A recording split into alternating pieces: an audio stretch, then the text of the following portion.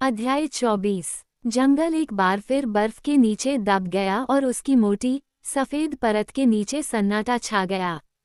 सिर्फ कौं की कांव कांव सुनाई दे रही थी, कभी कभार ही मैगपाई की बेचैनी भरी कर्कश आवाज या फिर चूहों की शर्मीली कोमल चहचहाहट भरी बातचीत सुनाई देती थी। फिर ठंड और भी ज्यादा बढ़ गई और सब कुछ शांत हो गया। अब ठंड ने हवा को भी गूंजने पर मजबूर कर दिया। एक सुबह कुत्तों के भौंकने से गहरी शांति भंग हो गई। ये लगातार जल्दबाजी में किया गया भौंकना था जो जंगल में तेजी से फैल रहा था। ये तीखी, रूखी और आक्रामक भौंकने की आवाज थी जिससे ऐसा लग रहा था कि वह पागल है। गिरे हुए बीज के तने के नीचे बने कक्ष में बाम्बी ने अपना सिर उठाया और अपने बगल में लेटे हुए बुजुर्ग की ओर देखा। बुजुर्ग ने बाम्बी की ओर देखते हुए कहा, ऐसा कुछ नहीं है, हमें चिंता करने की कोई जरूरत नहीं है। फिर भी वे दोनों सुनते रहे। वे अपने कक्ष में लेटे थे, उनके ऊपर सुरक्षा छत के रूप में एक पुराना बीज का तना था। बर्फ की ऊंचाई के कारण बर्फीले हवाएं बाहर रहती थीं और झाड़ियों की उलझन ने उन्हें किसी भी जासूसी आंख से घने जाल की तरह छिपा रखा था।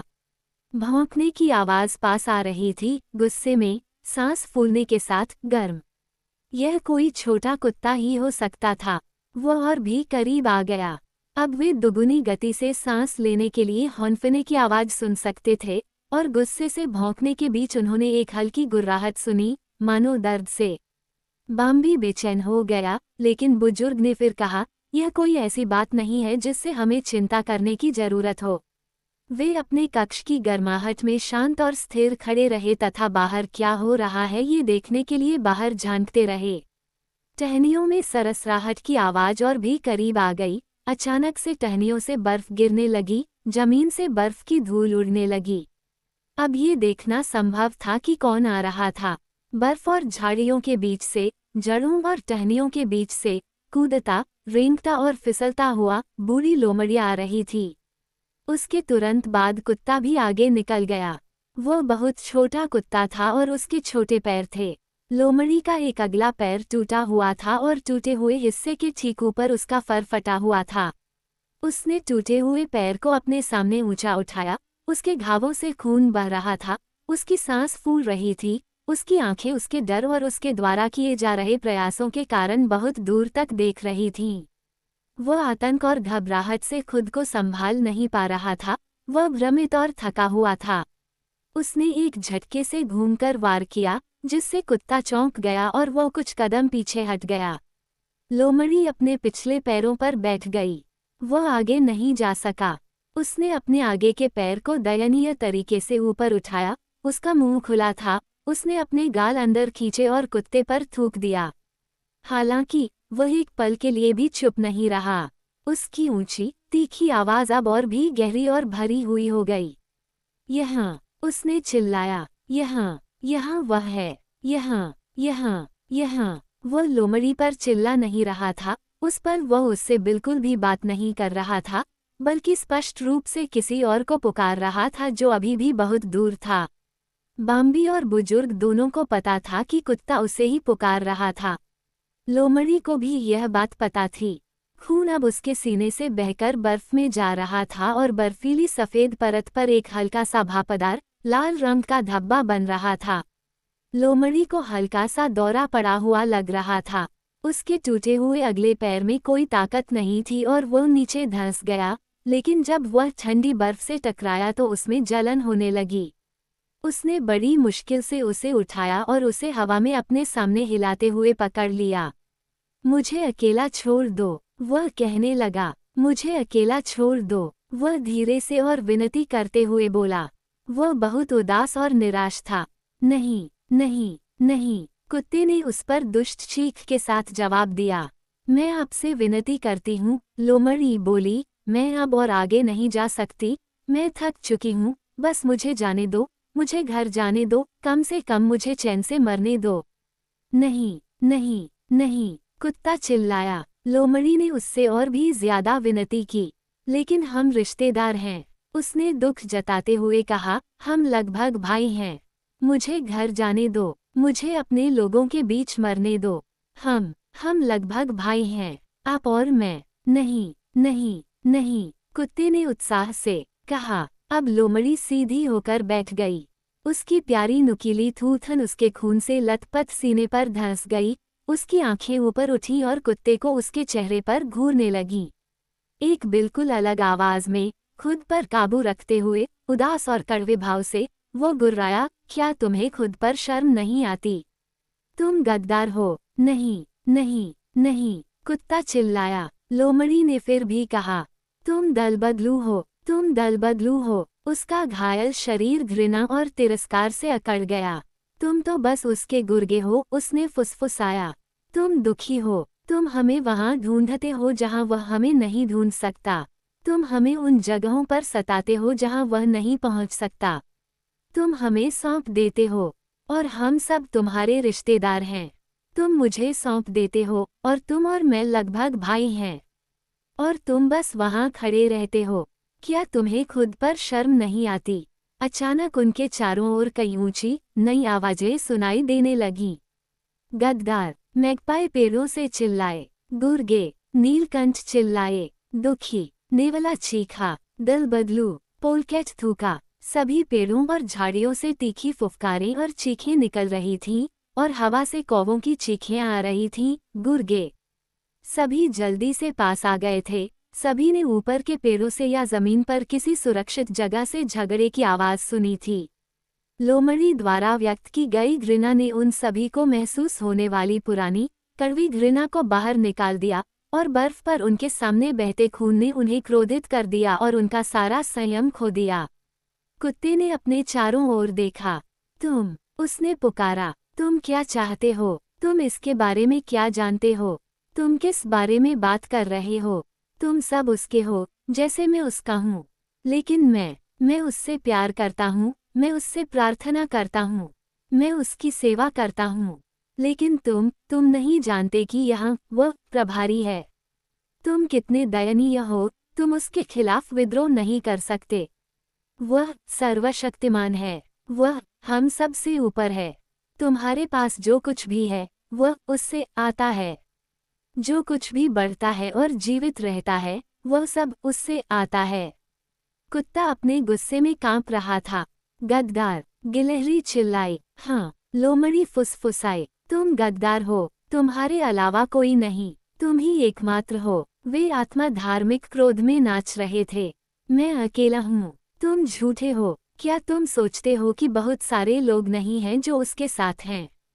घोड़े, गायें, भेड़ें, मुर्गियाँ, और तुम सब में से कुछ, तुम्हारी सभी प्रजातियां, बहुत सारे लोग हैं जो उसके साथ हैं, जो उससे प्रार्थना करते हैं और उसकी सेवा करते हैं। भीड़, लोमड़ी ने असीम तिरस्कार से भरकर फुफकारते हुए कहा। कुत्ता अब खुद को नियंत्रित नहीं कर सका और लोमड़ी के गले पर झपट पड़ा। एक गुर्राहट, थूकना, हौंफना, जंगली और फुफकारते हुए वे बर्फ में लुढ़क गए, एक दूसरे पर झपट पड़े। बाल उड़ गए, बर्फ उड़ गई, खून की बारीक बूंदें उड़ गईं।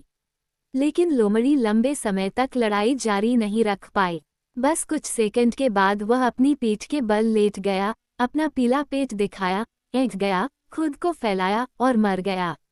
कुत्ते ने उसे कुछ और बार हिलाया, फिर उसे बर्फ में गिरा दिया, अपनी टांगें चौड़ी करके खड़ा हो गया और एक बार फिर पूरी, गहरी आवाज में पुकारा, वहाँ, वहाँ, वो वहाँ है। बाकी लोग निराश होकर सभी दिशाओं में भाग गए। भयानक, बाम्बी ने अपने कक्ष में बुजुर्ग से कहा। सबसे बुरी बात यह है, बुजुर्ग ने जवाब दिया, कि वे कुत्ते की कही हुई बात पर विश्वास करते हैं। वे उस पर विश्वास करते हैं, वे भय से भरा जीवन जीते हैं, वे उससे और खुद से नफरत करते हैं, और वे उसके लिए खुद को मार देते हैं। अध्याय 25। ठंड में एक विराम आया और सर्दियों के बीच में एक विराम आया। धरती ने पिघलती बर्फ को बड़े झोंकों में पी लिया, जिससे हर जगह नंगी धरती के बड़े बड़े टुकड़े दिखाई देने लगे। ब्लैकबर्ड अभी तक नहीं गा रहे थे, लेकिन जब वे जमीन से ऊपर उड़ते थे, जहां वे कीड़ों का शिकार कर रहे थे, या जब वे पेड़ से पेड़ पर पंख फड़फड़ाते थे, तो वे एक लंबी, तीखी, खुशनुमा चीख निकालते थे जो लगभग पक्षियों के गीत की तरह थी। कठफोड़वा इधर उधर हंसने लगा, मैगपाई और कौवे अधिक बातूनी हो गए, टिट एक दूसरे से हंसी मजाक करने लगे, और तीतर, जब वे पेड़ों से नीचे झूलते थे जहां वे सो रहे थे। अब लगभग उतने ही समय तक एक ही स्थान पर रहते थे जितने समय तक वे अच्छे दिनों में रहते थे। वे सुबह की धूप में अपने पंख हिलाते थे और लगातार अपनी धातु की चीख निकालते थे। इस तरह की सुबहों में बाम्बी सामान्य से कहीं ज्यादा दूर निकल जाता था। जब सूरज उगना मुश्किल से हुआ था तो वह बीच के पेड़ के नीचे अपने कमरे में पहुंच गया। दूसरी तरफ जहां वह रहता था वहां कुछ हलचल हो रही थी। बाम्बी झाड़ियों में छिपा रहा और देखता रहा। वह सही था, उसकी ही प्रजाति का कोई व्यक्ति वहां घूम रहा था, बर्फ से मुक्त पैच की तलाश कर रहा था और सुबह उगने वाली घासों के पास जा रहा था। पहले तो बाम्बी ने पीछे मुड़कर दूर जाना चाहा, लेकिन फिर उसने देखा कि यह फालिन थी। उसका पहला मन हुआ कि वह आगे कूदकर उसे पुकारे, लेकिन वह वहीं खड़ा रहा मानो जड़वत हो गया हो। फालिन को देखे हुए बहुत समय हो गया था। उसका दिल जोरों से धड़कने लगा। फालिन धीरे धीरे चल रही थी मानो वह थकी हुई या उदास हो। वह अब अपनी माँ जैसी लग रही थी, आंटी एना जैसी लग रही थी, और जब बाम्बी ने ये देखा तो वह दर्दनाक आश्चर्य से भर गया। फालिन ने अपना सिर उठाया और उसकी ओर देखा, मानो उसे महसूस हो रहा हो कि वह निकट है। फिर से बाम्बी को उसकी ओर जाने की इच्छा हुई, लेकिन फिर से वो वहीं पर रुका रहा, शक्तिहीन और लंगड़ा। वो हिलने में असमर्थ था। उसने देखा कि फालिन बूढ़ा और सफ़ेद बालों वाला हो गया था।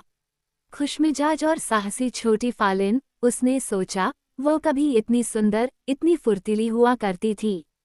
उसका पूरा बचपन अचानक उसके अंदर चमक उठा। घास का मैदान, वे रास्ते जिन पर उसकी माँ उसे ले जाती थी, गोबो और फालिन के साथ मस्ती भरे खेल, अच्छा टिड्डा और तितली, करुस और रोनो के साथ संघर्ष जिसके द्वारा उसने फालिन को अपने लिए जीत लिया था। उसे अचानक फिर से खुशी महसूस हुई, लेकिन फिर भी वह हिल गया। उधर फालिन अपना सिर जमीन पर टिकाए धीमी, थकी और उदास चली जा रही थी। उस समय बाम्बी ने उसे कोमल दया के साथ प्यार किया। वह बीच के तने के नीचे के छेद से होकर जाना चाहता था, जिसने इतने लंबे समय तक उसे उससे और दूसरों से अलग कर दिया था। उसे वापस लाना चाहता था, उससे बचपन के दिनों के बारे में बात करना चाहता था, सबसे बढ़कर अतीत के बारे में बात करना चाहता था।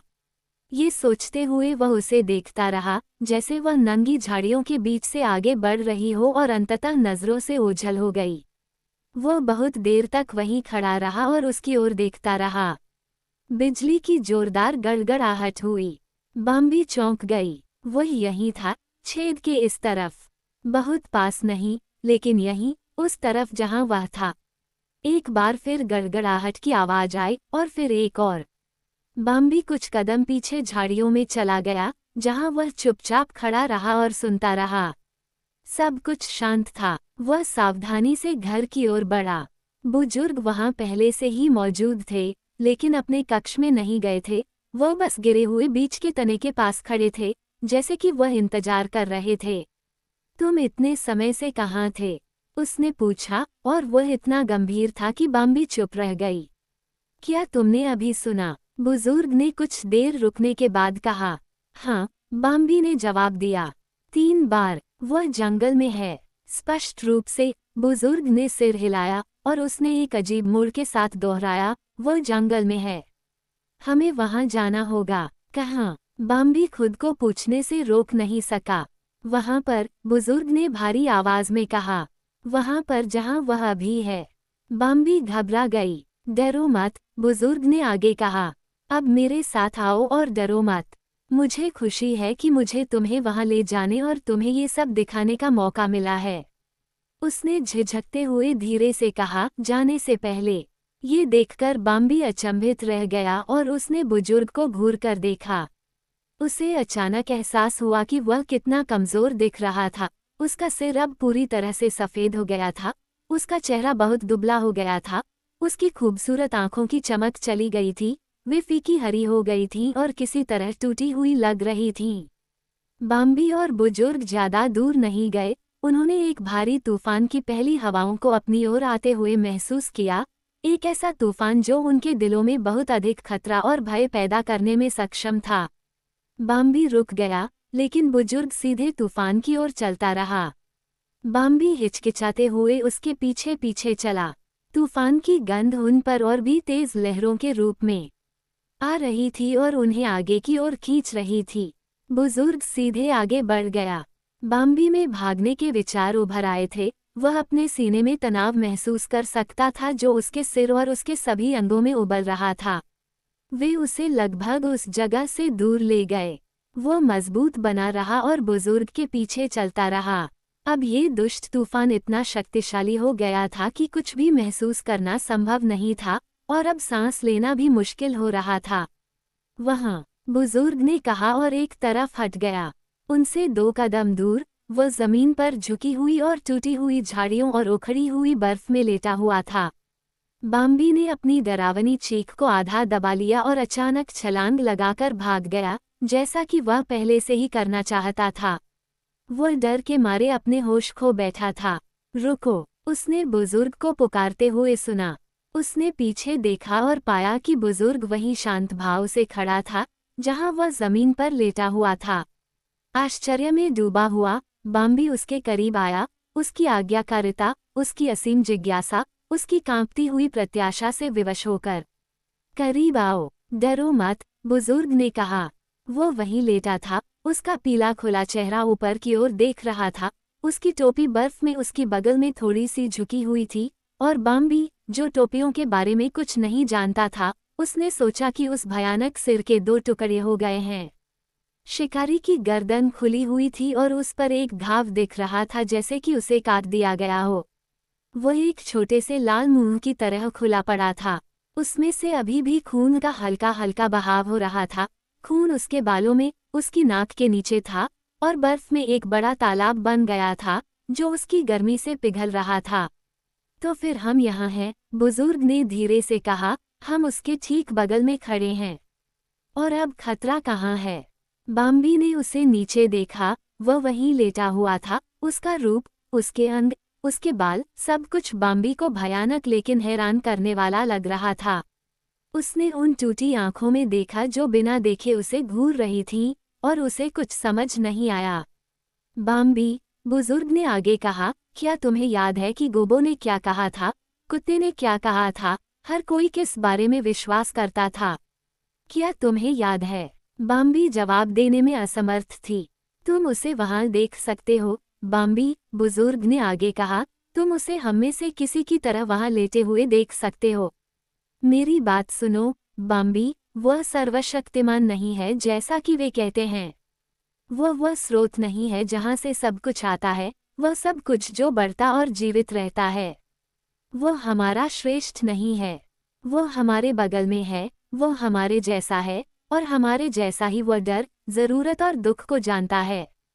उस पर भी हमारी तरह ही विजय पाई जा सकती है, और अब वो हम सभी की तरह ही जमीन पर असहाय पड़ा है, जैसा कि तुम उसे अभी देख रहे हो। वे चुप रहे। क्या तुम मेरी बात समझ रहे हो, बाम्बी? बुजुर्ग ने पूछा। बाम्बी ने फुसफुसाते हुए उत्तर दिया, मुझे लगता है। तो फिर मुझे बताओ कि तुम क्या सोचते हो? बुजुर्ग ने उसे आदेश दिया। बाम्बी शर्मा गई और कांप उठी और बोली, कोई और है जो हम सबसे ऊपर है। हमसे ऊपर और उससे भी ऊपर। अब समय आ गया है जब मैं जा सकता हूँ, बुजुर्ग ने कहा। वो घूम गया और वे दोनों थोड़ी देर तक घूमते रहे। एक ऊंचे राख के पेड़ के पास बुजुर्ग रुक गया। अब मेरे साथ मत आना, बाम्बी, उसने शांत स्वर में कहा। मेरा समय समाप्त हो गया है। अब मुझे अंत के लिए जगह ढूंढनी होगी। बाम्बी कुछ कहने ही वाला था। नहीं, बुजुर्ग ने उसे रोका। नहीं, जिस समय मैं अब आ रहा हूँ, हम में से हर कोई अकेला है। अलविदा, मेरे बेटे, मैंने तुमसे बहुत प्यार किया है। गर्मी का दिन सूरज उगते ही गर्म होने लगा, न हवा, न रहा था। वह तेजी से आसमान में चढ़ा और एक भयानक आग की तरह अपनी चमकदार लपटें उगलने लगा।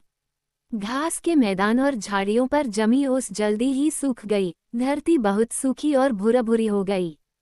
जंगल में सामान्य समय से पहले ही सन्नाटा छा गया। यहाँ वहाँ सिर्फ कठफोड़वे की हंसी सुनाई दे रही थी और सिर्फ कबूतर ही अथक, उत्कट कोमलता से कूक रहे थे।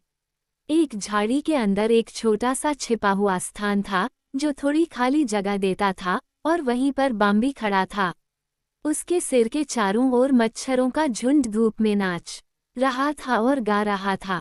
उसके बगल में हेजल झाड़ी की पत्तियों से एक शांत भिनभिनाहट आ रही थी। वह करीब आ रही थी और एक बड़ा कॉकचेफर धीरे धीरे उसके पास से उड़ता हुआ, मच्छरों के झुंड के बीच से होता हुआ, ऊपर और ऊपर एक पेड़ की चोटी पर जा पहुंचा, जहां वह शाम तक सोने का इरादा रखता था। उसके सुंदर पंख उसके ऊपर से निकले हुए थे और उसके पंख शक्ति से फूट रहे थे। क्या तुमने उसे देखा? मच्छरों ने एक दूसरे से पूछा। वह बुजुर्ग है, उनमें से एक ने कहा, और बाकी ने गाया, उसके सभी रिश्तेदार पहले ही मर चुके हैं, लेकिन वह अभी भी जीवित है। कुछ बहुत ही छोटे मच्छरों ने पूछा, तुम्हारा क्या मानना है कि वो कितने दिन तक जीवित रहेगा? बाकी मच्छरों ने जवाब में कहा, हमें नहीं पता। वह अपने पूरे परिवार से ज्यादा जी चुका है। वह बहुत बूढ़ा है, बहुत बूढ़ा। बाम्बी आगे बढ़ गया। उसने सोचा, मच्छरों का गाना, मच्छरों का गाना। एक कोमल, बेचैन आवाज उसके कानों में पड़ी। उसकी ही प्रजाति के किसी व्यक्ति की आवाज। माँ, माँ। इससे पहले कि वे समझ पाते कि क्या हो रहा है, बाम्बी उनके सामने खड़ा था। वे अवाक होकर उसे घूर रहे थे। तुम्हारी माँ के पास अब समय नहीं है, बाम्बी ने उन्हें सख्ती से कहा। उसने छोटे बच्चे की आंखों में देखा। क्या तुम थोड़ी देर के लिए अकेले नहीं रह सकते? छोटा बेटा और उसकी बहन चुप रहे। बाम्बी मुड़ी, पास की झाड़ी में जा गिरी और गायब हो गई, इससे पहले कि उनमें से दो समझ पाते कि क्या हुआ था। वह आगे बढ़ गया। मुझे वह लड़का पसंद है, उसने सोचा। शायद मैं उससे फिर मिलूंगा जब वह थोड़ा बड़ा हो जाएगा। वह आगे बढ़ गया। और छोटी लड़की, उसने सोचा, वह भी अच्छी है। जब फालीन एक बच्ची थी तो वह ऐसी ही दिखती थी। वह आगे बढ़ता गया और जंगल में गायब हो गया।